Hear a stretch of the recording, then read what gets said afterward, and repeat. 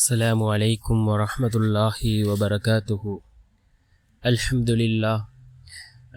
لله الذي نحمده ونستعينه ونستغفره ونؤمن به ونتوكل عليه. أما بعد.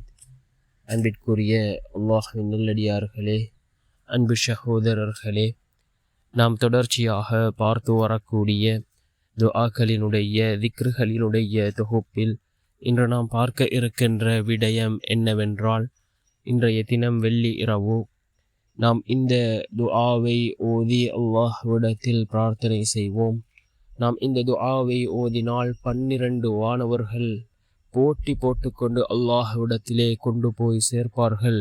அந்த அளவுக்கு சிறந்த அற்புதமான ஒரு துஆவை தான் நாம் இன்றைய வீடியோவில் பார்க்க இருக்கின்றோம்.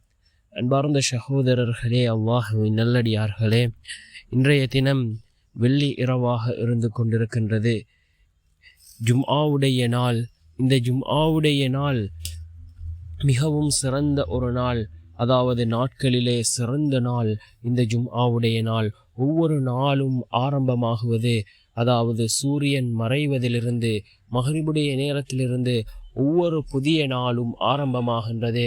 அதன் அடிப்படையில் வெள்ளி இரவு ரசூலுல்லாஹி ஸல்லல்லாஹு அலைஹி வஸல்லம் அவர்கள் இந்த ஜும்ஆவுடைய நாள் வந்தால் சூரத்துல் கஹ்ஃபை ஓதுவதை அவர்கள் வளமையாக்கி இருக்கிறார்கள். யார் சூரத்துல் கஹ்ஃபை ஓதுகிறாரோ அடுத்த ஜும்ஆக்கிடையில் அது ஒளியாக இருக்கும் என்று கூறினார்கள் அருமை நாயகம் ஸல்லல்லாஹு அலைஹி வஸல்லம் அவர்கள்.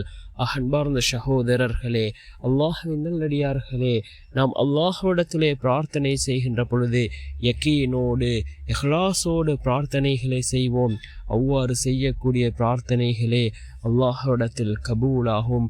நாம் ஓரிரு தடவைகள் துஆக்களை கேட்டுவிட்டு நான் துஆக்களை கேட்டேன், என்னுடைய துஆக்கள் கபூலாகவில்லை என்று கூறுவதை விட தொடர்ச்சியாக ஒவ்வொரு நாளும் நாம் துஆக்களை கேட்போம். நிச்சயம் அல்லாஹ் நம்முடைய துஆக்களுக்கு பதில் வழங்குவான். அன்பார்ந்த சகோதரர்களே, அல்லாஹ்வின் நல்லடியார்களே, இந்த துஆ மிக முக்கியமான ஒரு துஆ. ரசூலுல்லாஹி ஸல்லல்லாஹு அலைஹி வஸல்லம் அவர்கள் கூறினார்கள், யார் இந்த துஆவை ஓதுகிறாரோ 12 வானவர்கள் போட்டி போட்டுக்கொண்டு அல்லாஹ்விடத்தில் கொண்டு போய் சேர்ப்பார்கள் என்று கூறினார்கள் அருமை நாயகம் ஸல்லல்லாஹு அலைஹி வஸல்லம் அவர்கள். அது என்ன துஆ என்றால், அல்ஹம்துலில்லாஹி ஹம்தன் கஸீரன் தய்யிபன் முபாரக்கன் ஃபீஹ்.